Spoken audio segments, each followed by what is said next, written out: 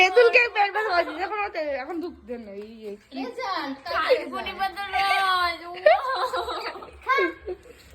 জয় বাবা ভোলেনাথ বাবা, আজকে তোমার পুজো। আমার খেতে ইচ্ছা করছে না, খা না। ঢক করে খেয়ে নাও, ঢক করে খেয়ে নাও। এই চুপ। তোমার 3 2 1 স্টার্ট ব্যাপারটা সেই পোষকালীন ব্যাপারটা, বাবা খেতে দেয় মনে না। আছে সেই পোষকালীন ব্যাপারটা? এই চুপ, খাইনি আমি আগে। চেয়ারে বসে খাচ্ছিলাম তুই আর আমি, ওই যে খাচ্ছিলাম চেয়ারে বসে, উপর দিয়ে দেখা যাচ্ছিল।